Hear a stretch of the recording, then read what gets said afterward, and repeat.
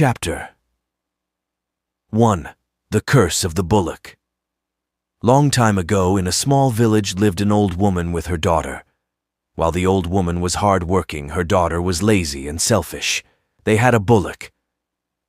"We should take proper care of our bullock," the old woman would say. "Ha! Animals should serve us, not we serve them," the daughter would reply. There was a pond at some distance from the old woman's house. Every afternoon she used to take the bullock to the pond to have a bath and to drink water. Meanwhile, the lazy daughter would eat and sleep. One day the old woman fell ill. She requested her daughter to take the bullock to the pond. "It is very hot today, dear. The bullock must be thirsty," said the old woman. "Look, I have some sweets here. I know you love sweets, dear. Take the bullock for a drink. While he is drinking water, you can eat these sweets," the old woman added, handing a box of sweets to her daughter. The greedy girl agreed. But as soon as she was out of her mother's sight, the lazy girl tied the bullock to a tree and sat down to eat the sweets. The thirsty bullocks waited for the daughter to finish eating the sweets. "I hope she eats fast. I am really thirsty," thought the bullock. But after having eaten all the sweets, the daughter returned home and lied to her mother that she had taken the bullock to the pond and that the bullock drank water from the pond. The bullock was extremely angry. He cursed the daughter. "In your next birth you may be born as a chatak, a bird that drinks water when only it rains. As you kept me thirsty today, so will you remain thirsty." The curse of the bullock came true.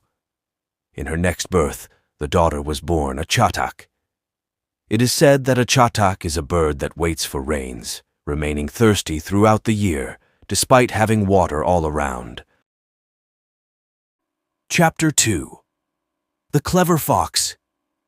There once lived a crow. One day he was very hungry. He had not been able to get any food the previous day. "If I do not get anything to eat, I will starve to death," he thought. As the crow was searching for food, his eyes fell on a piece of bread. He quickly swooped down, picked it up, and flew off. Far away in a lonely place, he sat on a tree to enjoy the bread. Just then, a hungry fox saw the crow sitting on the tree holding the bread in his mouth. "Yummy! That bread looks delicious. What I would give to get that piece of bread," the fox thought. The fox decided to use all his cunning means to get the piece of bread. From the mouth of the crow, he sat under the tree. The crow saw him and thought, "I guess this fox wants to eat my bread. I shall hold it carefully." And he held on to the bread even more tightly. The clever fox spoke to the crow politely. He said, "Hello, friend. How are you?" But the crow did not say anything.